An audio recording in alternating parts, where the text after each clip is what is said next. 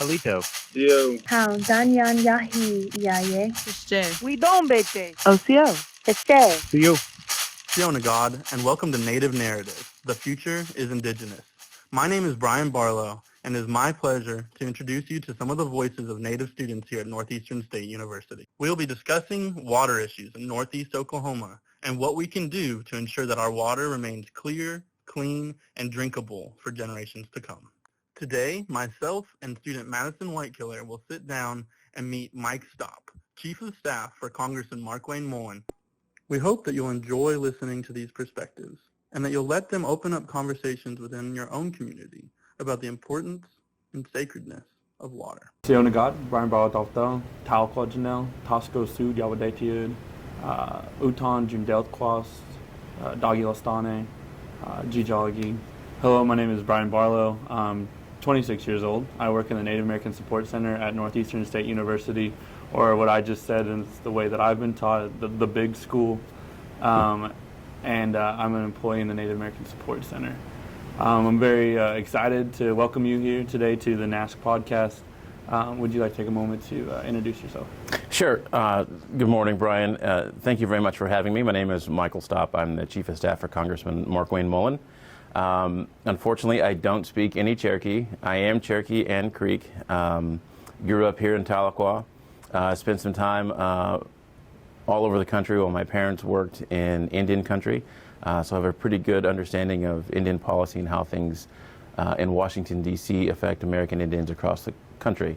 I went to West Point, graduated from there, started a program actually called the Native American Heritage Forum, whose whole purpose was to bring Native culture to West Point, the U.S. Military Academy, so that cadets and officers can have a better understanding of what American Indian culture is like today, which is broad and vast. It is not just the Cherokee culture, it's culture from all of our different tribes and regions. It was also meant to recruit American Indians to the Academy and to be a support system for Native Americans while they were at the Academy. I was only one of 3 American Indians in my class at West Point. Being Cherokee has always been a part of who I am and a part of my career. It has gone with me everywhere I went. In many ways, it's one of the first things that people notice about me because of the skin tone and the high cheekbones. And so it's something that I had to learn a lot about my own culture, about people's perceptions, and later that went into working on Indian policy at the federal level. My first position in the federal government working on Indian policy was actually at the Senate Committee on Indian Affairs as a researcher there. Now as the Chief of Staff for one of 4 American Indians serving, obviously Indian policy is a huge part of what our office does and deals with. And then we also have very local issues, which is what I think we're talking about today. Awesome. Yeah, so I went to GW in DC, and I was also one of like 3 Native students. And so I feel like I definitely understand what you're saying about, like, one, trying to recruit more Native people out there to the East Coast. Like, there are tribes out there, you know, our sister tribe, Eastern Band, is out there, but it's not the same as being here in Cherokee County. And definitely that perception of Native or of being Cherokee is super interesting when you actually leave Cherokee County, you actually leave home, and people, one, don't know who Native people are, but then they have this preconceived notion of what Cherokees are too. Right. And so it's kind of like a double-edged sword. And I definitely being one of 3 and trying to. That's what I was going to ask you is, you know, just in that effort while at West Point, and what was that like? Well, you know, what were those perceptions? Do you feel like? So there are a lot of perception issues, and the unique thing about the U.S. Military Academy, all the 3 major ones, which is West Point and then the Naval Academy in Annapolis and the Air Force Academy in Colorado Springs, is it is one of the most. These are the most diverse schools we have in the country because it is intentional that we bring cadets from all over the country. Every state in the union is represented at these academies every year. You're going to have a diverse background in gender. That it's not quite what it is in the regular population, but you're going to have 15 to 20% that are female. They make an effort to make sure that almost every ethnic background is represented there. So it is a different place in that there is a lot of diversity, which you wouldn't think of in a government school for a military, but they actually work very hard to do that. And part of that isn't just bringing in the different cultures and people from different backgrounds, but it is also, there is a continued point in education to try to expose you to these other cultures and these other backgrounds. So they have systems in place to teach. So that's actually how this program started. Myself and Sierra Blue, who was a Navajo young lady who was my classmate, and I started this program to talk about Native Americans. Cherokee and a Navajo working together, isn't the it? two biggest tribes, that's going to be your odds right there. A Cherokee and a Navajo. So it was great, but you know, the two things that got me the most, that I heard the most about from people who'd never met a real life Native, was one, did you really grow up in teepees? And I always told them yes, but it always made things difficult for the cable provider. He didn't know where to run the cords. Or the phone lines. Or the phone lines. And then the other one was casinos. So I had a good friend of mine who was in my international relations class, who we got along great, and we thought along the lines about everything, but he was from Connecticut. And he had a hard time with Mohegan Sun and Foxwood and all those other big casinos because he thought it was unfair. And it took me a long time to explain to him that, you know, the Indian Gaming Act, Indian Gaming Regulatory Act that came about in 1988 was a brand new thing for American Indians. And, you know, growing up in Indian country and seeing the way that funding works and the economic depression that was happening in Indian country, we have a new boom because of that change. Beforehand, so much of what tribes and individuals had to deal with came straight from government appropriations. They had a lot of strings attached, and they're always underfunded. It's constantly underfunded through the BIA, through IHS, through BIE, all of these different programs. And there was no real resources available for economic development. And as we'll talk about some resource issues today, but you know, you look at some of the other tribes, even when the resources were found, there was always that attempt to try to circumvent it, and the actual tribes or the individual Indians had a challenge in getting access to those resources or the money that it produced. With gaming, I understand that there's some religious challenges with it and that some people find it to be unfair. I think that it has created a new economic engine in Indian country that had not previously existed, and we're seeing great things happening for Indian people across the country because of it. It's creating tourism where some places tourism had never existed. People are making it a destination to get there. And these tribes are getting the money, and they don't have the strings attached that they had with all the government funding. So it is a great boon to self-determination that the tribe is allowed to go out and make its own decisions and use that money how it sees fit, either giving it straight back to the citizens or using it to develop other business and commerce means. Yeah, and I mean, I think you can definitely look at the Cherokee Nation as a prime example of the full extent of the Indian Gaming Act. We've got something like 12 casinos now, right, and a multi-billion-dollar entity that manages those revenues and does, you know, we see a lot of that come back to the people. And that is a powerful thing, and it does give tribes both a lot of economic currency, you know, money, but also that political currency that comes with being able to shift that weight around a little bit in a way that tribes couldn't before. You're right. I feel like that's one of those factors that's changed since like the 70s. Is tribes have a little bit more money to be able to throw that weight around and throw their bows up and say, no, you're not gonna, push this out of the way. You know, we're here. Right. You know. Well, that's a very good point. And I think there's another point that a lot of people don't see outside of here that is unique to American Indian culture and heritage. It is something that I faced. I'm sure it's something that you, even at your age, still faced. But when I graduated from high school in 1997, I kind of faced a real challenge. Do I stay home with my family and my people and my culture, or do I go out and get an education and try to do something for myself? Because if I were to stay here, there weren't a lot of opportunities here in Tahlequah at that time. And the average household income at that time was close to $30,000 or just under $30,000 at that time. And it's gone up quite a bit now, and I'm sure Cherokee Nation is a huge part of that. But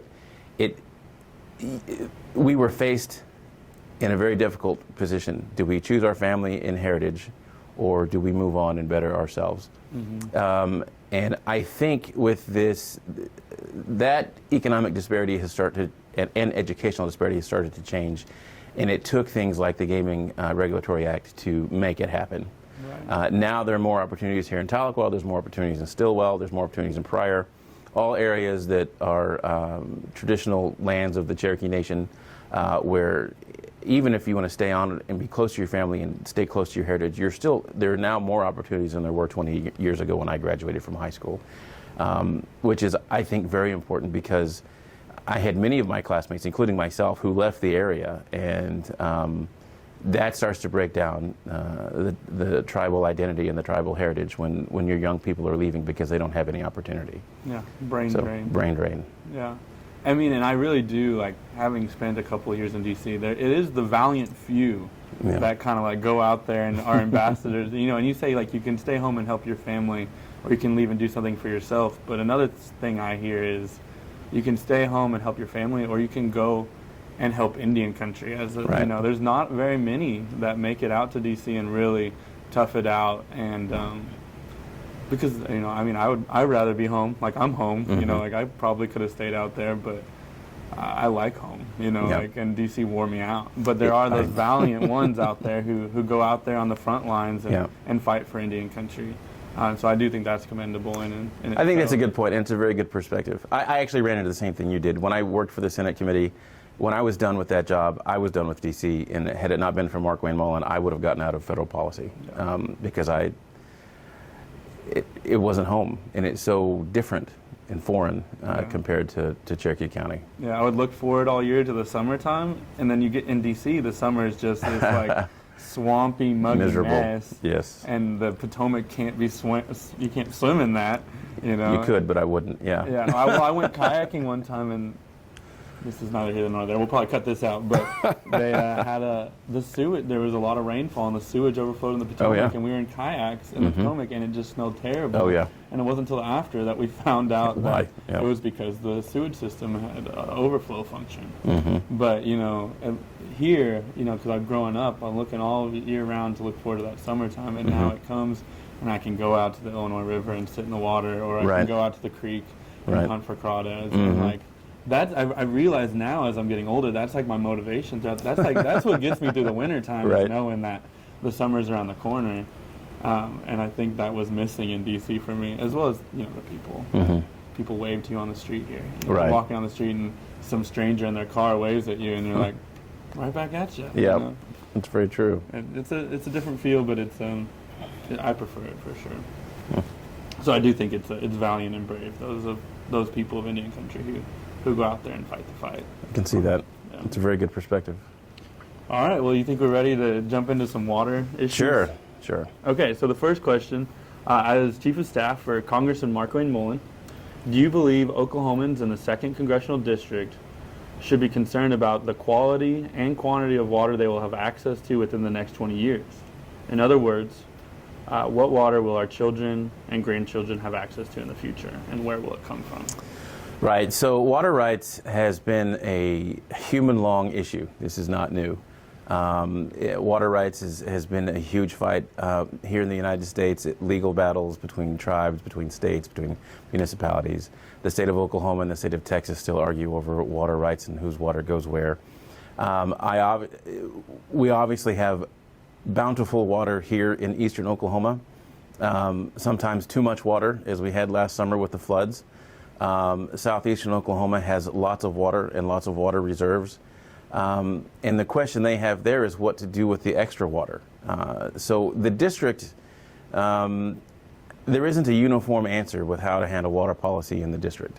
So think about that. If even we are one of 5 districts, and our water policy or water issues are very different from the northern part of the district to the central part of the district to the southern part of the district, each of those regions has different water issues, and they're all on different water tables and different river systems. In the northeastern part, a huge part of our water issue is the MCARNS, which is the McClellan-Kerr Arkansas River Navigation System, which is the largest inland water navigation port. So water is very important, not just for sustaining life, but because it's also an economic viability for us to allow products to get to market. A big part of that is agricultural, not just livestock, but grains are transported on that navigation system. The other big issue in northeastern Oklahoma, obviously, is the chickens. Chicken houses use a lot of water, and there's a lot of runoff issues with that going back into the water system.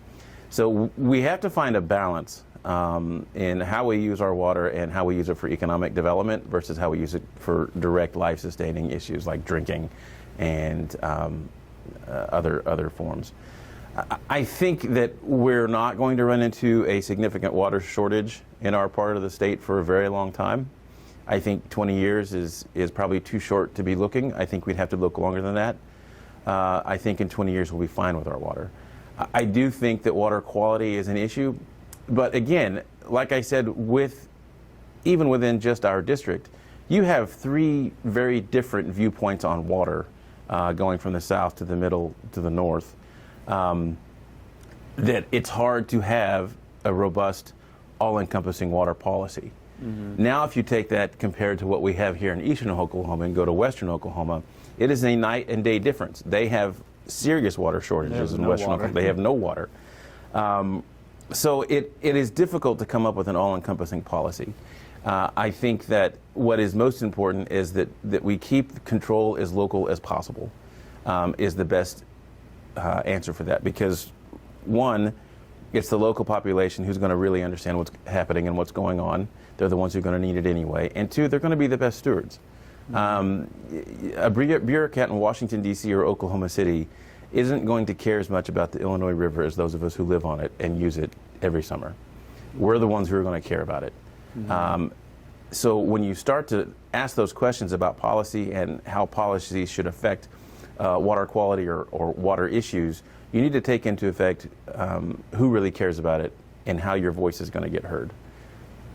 Yeah, and I really appreciate that you took us into the weeds of that issue. And I think that's a lot of times what people don't think about when they're considering policy, and especially when you're bringing this kind of national lens, that it does get pretty tricky. But I do think one interesting thing to discuss is that although we do have different concerns in the different regions, all the water is pretty well connected, mm-hmm. And like what's happening in the UT aquifer is, can affect the Illinois River, the Arkansas River to the Illinois River. And so although like the water quality in Tahlequah, like it is TPWA, that's Mike Doublehead. He's over TPWA, and they do ensure that the water they pull from the Illinois River is clean before we drink it. They pull it up over in the Teehee Addition by the trolley tracks, right, and then they put it back in down on Nally Road, and I trust them. They're doing their best job to keep our water clean, but they can't control how clean the water is when they get it. Right. And so that means where's the water coming from? It's coming from downstream on the Illinois. Where does that come from? And what farmers are. So although I 100% agree that like decisions need to be made locally, but sometimes I think it's important for local decision makers to collaborate. I would agree with that. Because we can't control everything. That water comes from outside Cherokee County. So like, we have to be able to partner with those other places to ensure that the water isn't already bad by the time it gets to us. Right, I agree. And this is going to get more into a political science question and a comparative governments question. Is our system the best for something like this? Right now we have a 3+1 type of government. We've got the municipal, the state, the federal, plus the tribes, who fit into this question. And that system isn't always the best for answering this. And one of the ways that we have looked at going around that, and there are some pretty good examples of this, are through compacting. For American Indians, when you think about compacting, that's usually an agreement between the tribe and the state. Well, there's also interstate compacting. We have compacts with Kansas and Arkansas and Oklahoma to help with this specific water issue stuff. There's other compacting. So sometimes when you need to find a political mechanism outside of those 3+1 options that we have to try to make that work. It's collaboration, just like you said. Because the problem becomes when, and this is both at Oklahoma City and D.C., though it's not as bad in Oklahoma City. When I go to D.C., we were talking earlier about the American Indian voice being heard in D.C.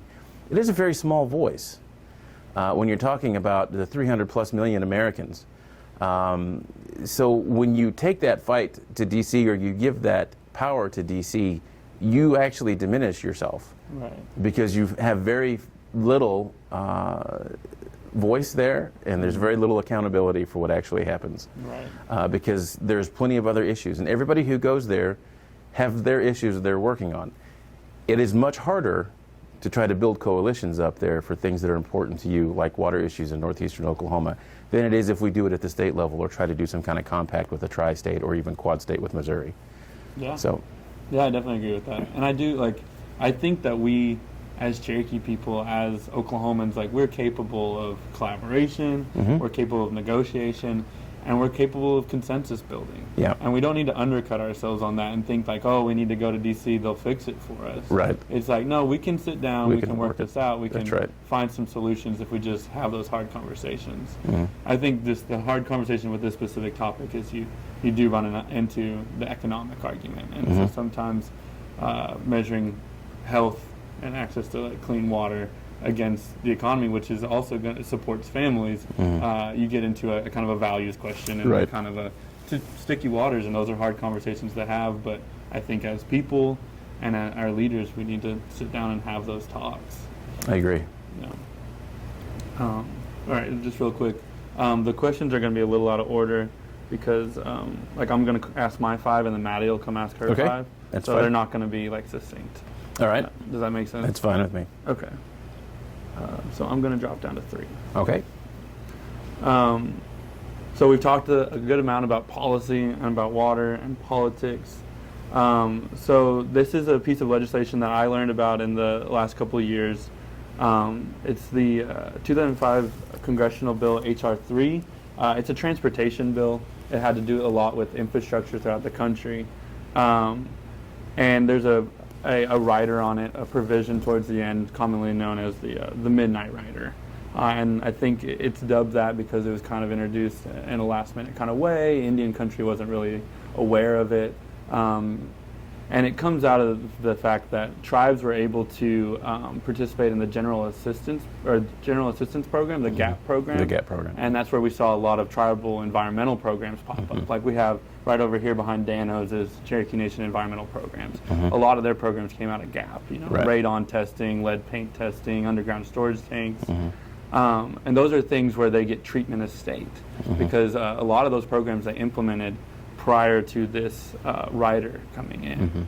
But what this rider did was prevent tribes from treatment as state without the explicit consent of the state of Oklahoma. Right. So I was just wondering if you're familiar with that, and if you are, any feedback. I am familiar with the policy. I was not familiar with the where it came from, the origin of the policy. And I did not have the opportunity to do the research on it like I would have liked, but I can definitely speak to this. This has been an ongoing issue with sovereignty and self-determination for every tribe throughout the United States and throughout our U.S. history. They are sometimes treated as foreign nations, sometimes treated as states, sometimes treated as domestic domiciles or domestic... sometimes neither. And then sometimes neither, and sometimes they're completely ignored. It is just a matter of which policy we're looking at and what time of history it is that takes effect. I think in the overall picture, I think it is unfortunate that the U.S. does it that way. But after spending time in Washington, I actually understand it a little better. It goes back to the same issue where we were talking about water and how to deal with water issues. There are, I think, 587 currently, that number changes often, federally recognized tribes. Each one of them has a distinct and different relationship with the federal government, and each one of them has a different and distinct history and culture. So it makes it very difficult to apply with the broad brush any type of federal policy. And I think that is the challenge that we've seen throughout our history, and even in modern history. Even just today with the McGirt case, which was a real question for tribal sovereignty. For those of us here in Eastern Oklahoma, it was a huge case. But it still only really applies to the 5 largest tribes in the state. They call the Big Five, or the 5 civilized tribes, which is, kind of moved out of vogue. You don't call them that anymore. 5C. The 5C, yeah. The 5C. So it applies specifically to the Creeks, but the other 4, because of the way statehood was enacted, it also affects them. So what does that mean for us? Well, today was a big win for tribal sovereignty for those 5 tribes, and really for other tribes who have treaty rights and were not specifically dissolved, whose reservations were not specifically dissolved By Congress. By Congress. So the court today held Congress to its word, which is what it needed to happen. Congress failed to make provisions at statehood for the many tribes.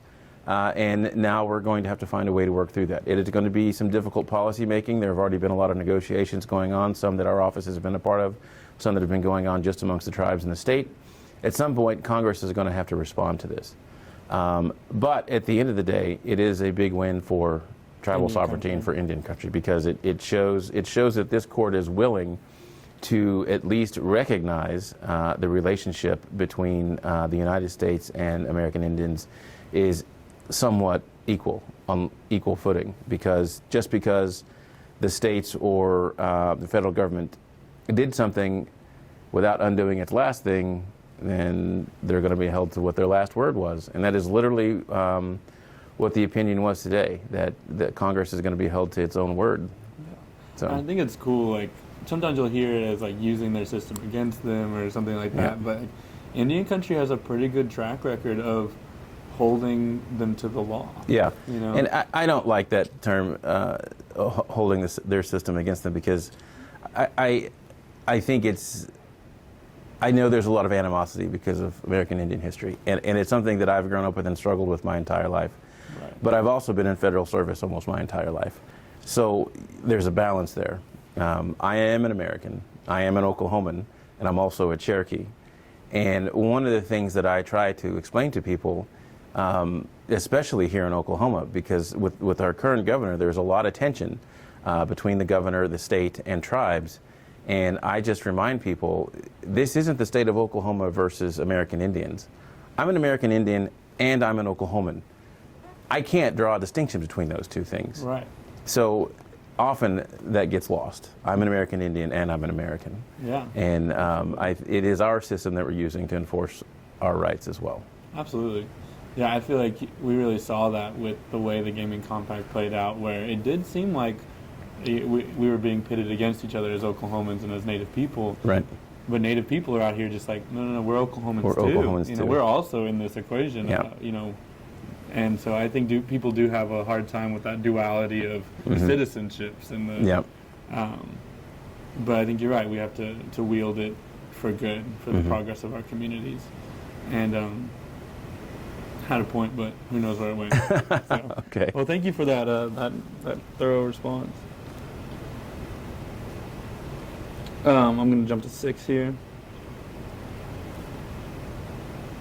I don't know.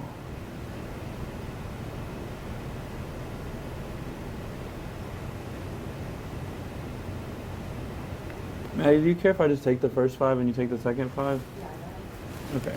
Sorry. That's all I right. feel like the flow of the questions doesn't really work if we. So we'll jump back to 2. Sorry about that. So as we're talking, the next question here is, who is responsible for ensuring that Oklahomans have access to safe water? Who is in charge of Northeast Oklahoma's water? Is it the state government? Is there an agency or organization which Oklahomans should look to ensure the quality and quantity of accessible water? So we've touched on this a bit. Right. And it is like a overlapping kind of checkerboard of jurisdictions. And so I guess Correct. that's kind of what the question is sometimes it's confusing. It is confusing, and there is no direct answer. So I hate to say this because people ask me all the questions all the time and say it depends. And it depends. It depends on what the project is you're looking at. It depends on what you're wanting to do with the water. It depends on where the water is. Most of the water is going to fall under some kind of tribal jurisdiction, or at least have some kind of tribal influence and discussion. All of it is going to have municipal or county influence or discussion. The state has multiple agencies and boards that have to do with it. And when I say the state of Oklahoma is very different. Unlike the federal government, which essentially has a very centralized structure where the legislative branch controls the executive branch and is overseen by the judicial branch. In the state of Oklahoma, it's not really like that. There's a lot of independent boards that may be appointed by the governor and may or may not get funding from the legislature, but in many ways are very independent compared to what you see for federal agencies. The Water Resource Board is one of those. There's not a lot of oversight. They have a board that that is composed of different appointees that has a lot of control over how water usage is considered in the state of Oklahoma. But who really has that power? Can you say it's the state of Oklahoma? Not really, because you can't really go talk to your state legislature, because the state legislator, either the senator or the representative, doesn't have any real control over the Water Resource Board. Neither really does the governor. So then the question becomes, who do you go to? Well, then you have to go to the court. So if you've got an issue with the Water Resource Board, you're going to have to sue them. That's how Oklahoma's government is set up. There's no real oversight. The only oversight is the judicial system, which, my boss a couple of years ago, last year, when we were talking about this very issue, he said, what do we do? And at the end of the day, he finally said, you have to sue them. And that's just because of the way the state of Oklahoma is set up. There's no oversight of the Water Resource Board other than the Water Resource Board itself. Right. There's really no way to hold them accountable or have an elected official who is accountable to the people go in and talk to them. So while it is a conglomeration of I'm losing my word. Yeah, conglomerate of people who oversee the water issues in northeastern Oklahoma, it is actually more difficult working with the state because of our structure. So we, when I was a kid, and even when I was in college the first time around, we took comparative government classes, and I took a basic political science class, and I thought it was the most boring thing. I don't want to do this. I want to get into international relations and talk about all these things. But as we work through the structures of government, the more I've learned that the way government is established makes a difference, because it is actually very difficult to govern and manage an area if you don't have the right structure in place. And I think Oklahoma has a lot of issues that they need to work through when it comes to government structure. Yeah, building systems that can keep itself accountable. Right. And I think about the Oklahoma Water Resource Board, and what you say, the courts right now really are the avenue you can go about to have accountability. But as we know, the courts are slow. Yes, and that's slow. One of the biggest barriers is if you have two people living side by side, and these people have been on their original allotment for generations, and like they inherited it from their parents, and they live on that allotment land, and maybe they have some chickens or something, but then you have this operation set up right next door, and they're experiencing surface water pollution and groundwater pollution, where it's coming up out of their well, and their avenue is the court. Right. And they're going to have to It's drink. Going to take forever, and it's going to cost money. It is an inefficient and terrible system. Yeah. I don't disagree with it, but right now that's really their only option. Right. Yeah. I'm just trying to flesh that out. Yeah, and the other, you've got to think about what the options are. So right now the option is to sue them. You can go to the Water Resource Board. You can go to the Secretary of Agriculture. You can go to the U.S. Secretary of Ag. You can go to the EPA. You can go to DEQ. All of these places that may or may not have some control over this, and take a pot shot at getting one of them to do something, which again is not an efficient system. We need to go back to a representative form of government here in the state of Oklahoma. We don't really have it. We think we do, but until you really get into the weeds or get into an issue like this, you don't realize how weak our state legislature is. It's very administrative. It is very administrative. And the head of that administration is not the governor. There isn't one. Yeah, it is headless. It is headless. You've got all of these independent boards, because the idea was they didn't want to centralize power. which is a concept I can understand, but I think they took it too far, where now there's no accountability. Right. There's got to be some accountability somewhere. Right. And I think that function, we're failed by the state constitution for that function. Right. It seems almost like, and this could be way off, but it seems almost like one of the few accountability levers there are tribes. Tribes Right. are one of the few things that can kind of keep the state government. There's actually a lot of truth in that, but again, how are they doing it? Right. Through What the court levers are system. they pulling? Oh, and it's usually It's the court. usually through the court system. And the only reason why the tribes are the advocates in this case is because they have the resources to go to court. So that person, that poor neighbor who's next to someone who they think is impeding on their rights, they don't have the time or the resources to go to court. They need someone who can fight for them. Right. And that's really, the government is supposed to be doing that. That is, I'm a very small government person. Right. But the purpose of the government is to bring some equality and it allows people's voices to be heard. And in this particular case, the government is failing. Right. And in this particular case, that person you're talking about is Lou Cochran. Yeah. And she's one of the people that, actually, I don't think the tribe necessarily represented her, but a Tulsa law firm Yeah. did. So we had a meeting. Do you want to get right into the chicken issue now? Because I'd be happy to talk about it. So yeah, let's go. We had a meeting with the chicken producers and landowners either last year or the year before, and it was a very difficult meeting. We've been watching this issue very closely because ag is important. It is important that we continue to produce livestock and grains and other forms that we have. But it's also important that you respect your neighbors and that you're not overutilizing or damaging the resources that belong to everyone. Right. And so it's a tough question. It is a tough question. We thought we had a deal, or helped work out a deal with the state to where they had a moratorium on building any new ones, and that moratorium, I think, has been lifted since then. We did talk about pushback rules, so that they're not so close to Churches, graveyards, right? Well, even just sites. property lines. Or property So they're not so close to property lines, because some of those people up in Delaware County, here's your front door, and right over there are the chicken fans blowing everything into your house. Blowing it right at you. Yeah, and that's not fair. You're decreasing property value, so you have that person has a right and an interest in how that chicken house is built, the water that it's consuming, the runoff that it has, and that air pollution essentially, and noise pollution in many ways that are coming right into their home. So yeah, it's a tough one. it is a tough one because it's a tough one. We still need to produce livestock, Yeah, but we still need to drink water. and we still need to drink water. It's that juxtaposition that we can't exist without water. We also can't exist without food. And Yeah. so we have to. You're right. You've said it already. We have to find that balance. All right. Do you know personally? You like you said. You are Cherokee. You're from around here. You grew up here. Do you know anyone or any families that have been directly impacted by water pollution or contamination in Northeast Oklahoma? I do, not through my personal relationships, but I mean through my work relationships. Absolutely, like I said, we've worked with landowners and people who've been affected by this quite a bit. It was a challenge for us because those people are very upset, and understandably so. So the one thing that I've tried to caution people is that when you get upset and you're looking for an advocate or help, getting overly upset with your advocate and help does not help you. It actually makes it more difficult for you to get your voice heard. But we've worked with quite a few of them, and Markwayne agrees, totally understand where they're coming from. It is a very difficult situation for them.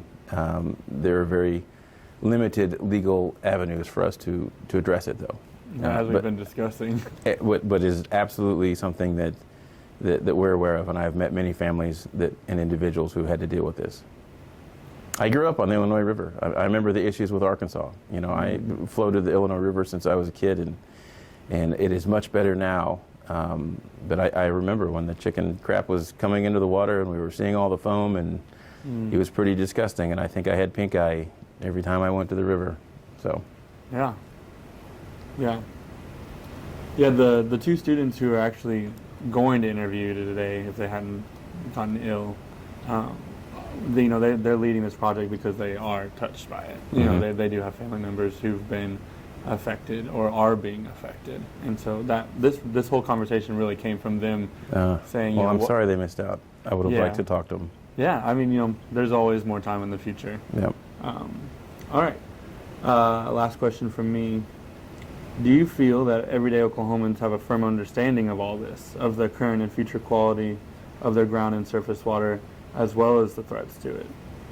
If not, do you believe there are actions we can take, and then by extension the Congressman can take, to better inform and empower Oklahomans? So there's a lot of questions in here. Let me look at the first one. Do I think that everyday Oklahomans have a firm understanding of the water issue or threats to it? I'm going to say no. I don't think everyday Oklahomans, I wouldn't even say that everyday Eastern Oklahomans have a feeling of that. It is a strong issue, and a lot of people have strong feelings about it, and a lot of time we refer to that as the vocal minority. I do think a lot of them have a very low-level understanding, and they've heard stories and they've seen some things on the news. But do I think every voter or constituent has a firm understanding? No, I don't. And I think that is one of the challenges. I hate to keep doing this, but it goes back to our structure of government and our form of government. You know, a lot of times people think direct democracy or like state questions are the best way to answer things. They're not, because the average voter doesn't really know enough to make the right decision. That's why we have a Republican form of government. We elect representatives to go up there and be full-time students to understand the situation, to learn from all the interested parties, and then make a vote on our behalf. And I think the Oklahoma government, again, our Constitution fails us in that case. Do I believe there are actions we can take? I do believe that there are, and I think it goes back to restructuring the government. Because other than that, we're going to be tied up in lawsuits forever. I don't believe that there is a federal solution to this. And the Congressman would tell you the same thing. Could we run a bill? Possibly. The challenge that you're going to have is that whatever we do, we cannot do to direct only for our district. It would, at the very least, affect the rest of the state and most likely be a national policy. It would be difficult for us to do something that specifically talks about one region of our district. I talked earlier in my intro that there are 3 different areas, but they are pretty separated by their water sources and how the water systems work. So even if we try to divide it by those regions within our district, we still could not direct a congressional bill to do that. So why don't we just get people to join us to do that? Because it depends on what their districts need. And if their districts don't need the same thing our district needs, Frank Lucas's district would probably not like a lot of the things that we put into place to balance that, because they're already having water shortages and ag pays for everything out there. Right. That's just within our delegation. Then you're going to try to get people like Kevin Hearn or Kendra Horn involved, who have very urban districts who don't have an understanding of the issue at all. Right. So I don't believe that there's a federal solution here. I think we need to look at the state government and figure out ways to make this more efficient for the local populace and stay out of the court system, because the court system's slow and they also wield with a heavy hammer. It's a very broad brush, and I think that's dangerous. Right. So the answer is local, I think it's regional I think it's state government, more local regional policies. GRDA is in there somewhere, or yeah, GRDA could play a role. They're actually limited in where and what control they actually have. But again, they're an independent agency. They're quasi-government. They're an independent agency that has no elected official who directly oversees them. How is this is a follow-up question, how is GRDA organizationally different from the Scenic Rivers Commission that came before it? Do you know? The GRDA had more authority. Quite frankly. The Scenic Rivers Commission had more authority? No, the GRDA had more authority. Okay. Yes, it has more authority currently, and had a police force. They had an infrastructure in place that Scenic Rivers didn't have. I don't know. I have not really studied that decision. Ed Veit tells me that he's good with it, which he's the one who would know, and he would be the one fighting for Scenic Rivers anyway. Right. So far, it seems to be a good thing. I think, again, when you get to that, you're going back to the balance of economic development versus water quality. And, river floating is a huge part of the Illinois River, but those people trash the river. So Yeah, you've got to yeah. find a balance. Yeah, and it does seem like all of us are kind of leaning on Ed Fight's reputation on this. You know, Yep. because everyone I've asked that question is like, well, Ed seems to be okay with it. So, That's the thing. So he's the one. and he is. I mean, he's been fighting for water for a long time. So Yeah. it's a pretty credible source. Okay, Maddie. You're up. Anale, Unegati Hihi, Dawadoa, Jalagi Gati, Madison Whitekiller, Yonega Gati, Tasco Sagwu, Yawadetiada, Verdigri, Janela, Nojiga, Galaladi, Junadeth Gwasti, Dalagwa, Degadethwa. So hello everyone, I'm really happy to be here today. My name is Madison Whitekiller, I'm 21 years old, and I am currently a senior here at NSU, and I'm studying biochemistry and hopefully continuing on into medical school. Very good. So, okay, so Can I just say something? Yeah. I'm very shamed by both of you. I did not learn Cherokee, and here you two are opening up with Cherokee. I think that's great. I think it's a good sign of the language program coming back and being part of our heritage. So thank you for that. Yeah. I at least know an intro. Definitely not fluent, but so yeah, I'm just gonna say I was like third round choice for this, so I'm coming in as one of those low informed individuals. Okay. So yeah, I'm gonna really use this as kind of a learning opportunity, and I apologize if I ask any dumb questions. That's okay. There's no dumb questions. We can edit it out later. That's all right. Okay, so I'm going to go ahead and start with number 6. So this one is kind of a follow-up to the one that you just had, but for those Oklahomans who are already informed and engaged with the issue, how can we best ensure our concerns are heard and changes are made? I think, again, this goes back to a government structure question, and your best option is actually to change the state of Oklahoma. Mm-hmm. I think that the state government needs more accountability and needs to be more responsive to the people.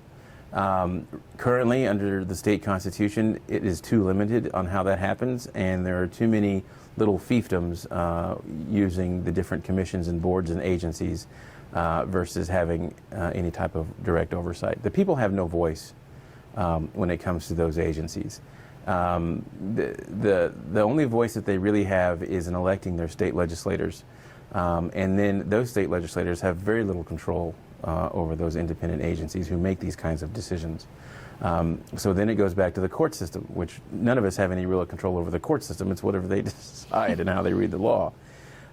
It is very difficult to get something done at the federal level. So I think this is what I tell people all the time for advocacy. Your best opportunity for advocacy is going to be at the state level. They're going to hear you more. They're going to be the state representatives are going to be more receptive, and it's a place where we need more change than I think people realize. The news does us a disservice in the case that they focus so much on federal policy and federal elected officials and the president, Congress, and the agencies. It does us a disservice because the place that we're affected the most is the state level and our county governments. So those who are informed and those who are passionate about these issues, they need to take their case to the state and work through that. So as an individual, would it be better for, like, say I went to, say, Cherokee Nation and had them talk to state officials, or me like calling the state, like Congress or House, or how would, as an individual, it be best to kind of move that forward? All of the above. All of the I would above? use everything you can to try to get your voice heard. Okay. Use all of those levers. The Cherokee Nation, make sure that they're aware, and they are very aware of the issues that we've been talking about today, and advocate on behalf of the many Cherokee citizens and non-Cherokee citizens in the area. And talk to your state representative. Either meet them in person, call them, whatever it takes. But I think we get so hung up in our individual issues that sometimes we forget there's other stuff going on. And so the problem for me in this, and I keep saying this, and I did not intend to do this, but all morning I've been talking about government structure. I think the mistake is in our government structure, and I understand that water issues are important, water issues are important, water is life, water issues are important, water is life. The challenge is the way that our government responds to our people. Right. And I think, and as someone who has worked in a congressional staff and has had people come at me all the time with their issues, there are very few levers that I have to fix their problem. There are very few levers that the congressman has to fix their problem. So government has impeded us in its current form to getting solutions. So I think, and unless you've worked in a government office or a legislative office or held that position as an elected official, I don't think that you see that. Right. And I will start telling more advocates that. You got to change the way government works. Right, and that's something that like I don't think of because, like I said, I'm a science major, so I don't think about the political side and how the Right. government is structured and everything. And so it does make sense that there are a lot of levers that you have to pull and just different people that you have to talk to in order to, get to the right person to get stuff done. So that really makes sense. Makes it all more understandable. All right, so Cherokee people are historically known for their good stewardship of the land. How can Cherokee people today continue this important tradition of land stewardship? And what are the ethics of water use? How do Cherokee perspectives influence it? That's a very broad set of questions. How can Cherokee people today continue the important traditions of land stewardship? I think that is obviously dependent on the individual. We were just talking about how both of you introduced yourself with a little Cherokee language, which growing up was not important to me or my parents. We had kind of gotten away from using the language. In the last 15, 20 years, there's been a resurgence to make sure that the Cherokee language isn't lost. I think that is the same thing with when it comes to, quite frankly, to stewardship. I grew up with a strong sense of stewardship, both from my Cherokee and Christian heritage, both. That we are given things by God, by the Creator, and it is our responsibility as individuals to make sure it's taken care of, and quite frankly, to return it better than we found it. I think a continuation and understanding that heritage and that and our family values would help us be better stewards of the land. It is not true for every culture that I've met across the country. It is not true for every region of the country, of people that I've met. I think it is a strong sense of who we are as Cherokees, that we have been very close to the land. And I think as long as we continue to talk about that and share it with our children, that's the right direction to go. The other questions when it comes to the ethics of water use, I'm not 100% sure what is intended by that question. It is,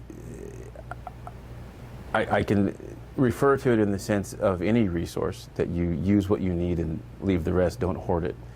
In economics, they call it a tragedy of the commons.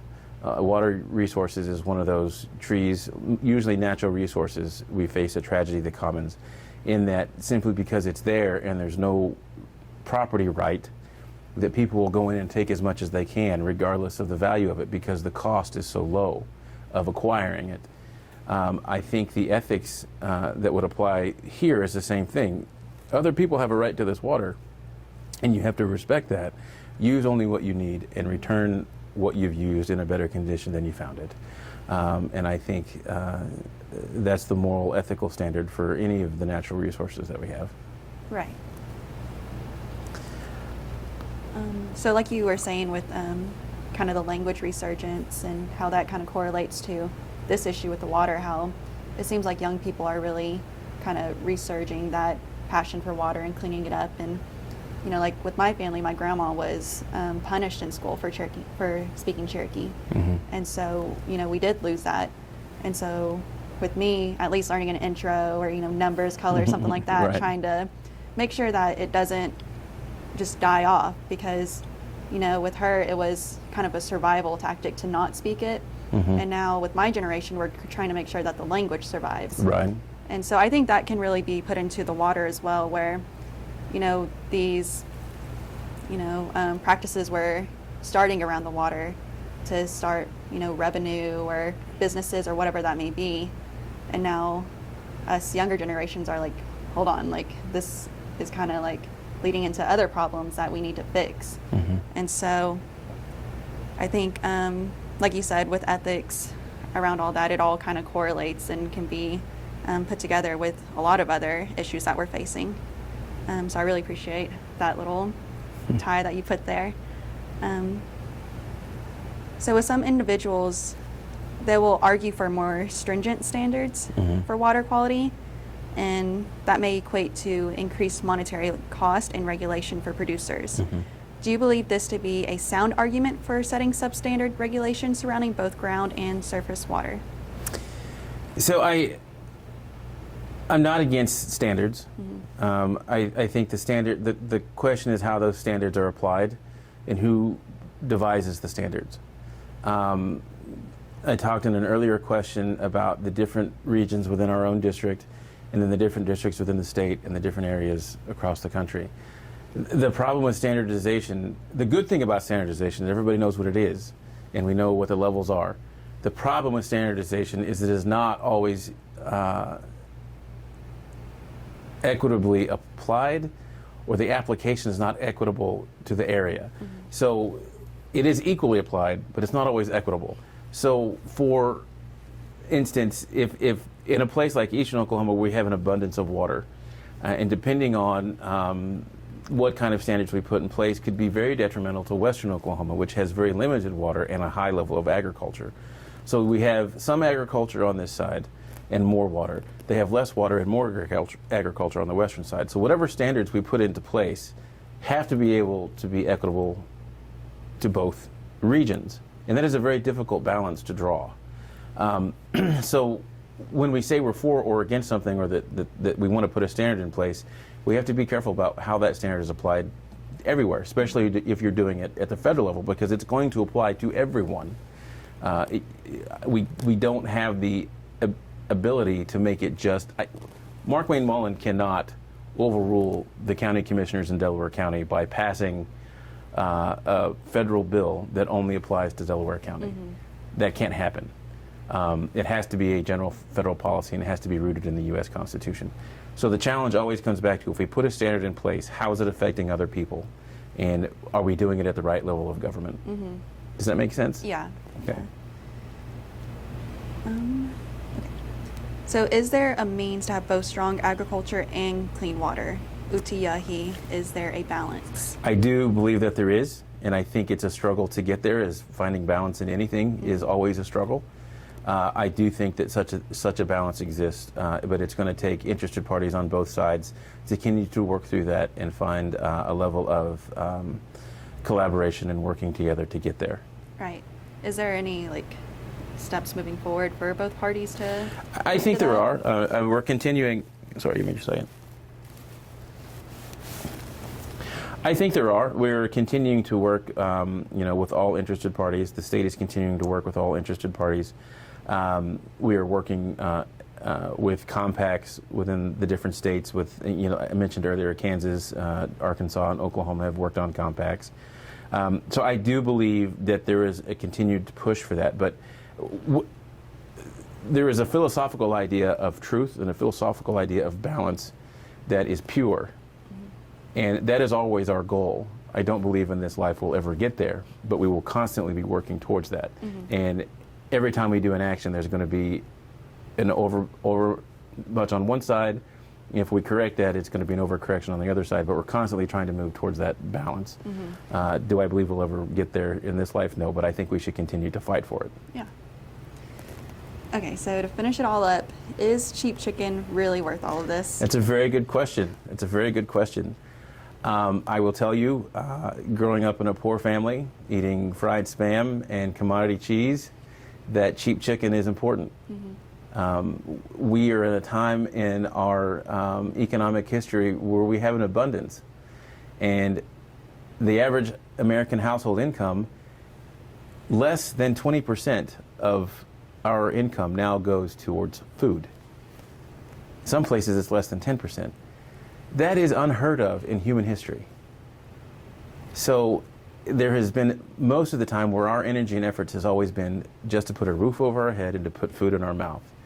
Now we have a point where we have a whole nother section of our life that is not just resource gathering, that we aren't just working to put food in our mouth and put food on the plates for our children and to stay alive. That is a new era for human history. So it is a difficult question to ask, because if you were starving, cheap chicken is the most important thing in the world to you. If you were in India where food is very scarce. Cheap chicken is very important to you. So it comes back to that balance. It's a quality of life question as well. What quality of life do you want to have, and what sacrifices are you willing to make to maintain that quality of life? And that's a question that the body politic itself has to answer. Are we willing to sacrifice some of our water to have cheap chicken? And is cheap chicken worth it, all of this? That's really the question. Brian and Madison, thank you so much for having me on today. And it's exciting to talk about these issues. It's exciting to see young natives taking part in these very difficult questions and struggling through them. And it was great to be a part of this Native narrative. Yeah, I'd just like to thank you one last time for coming on and taking the time to talk to college students and getting this information out there.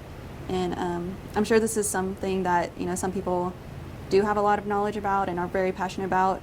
And this is also something that people could be learning about for the first time, and this could spark that passion to really get this issue moving forward. So with that being said, the future is Indigenous. Great.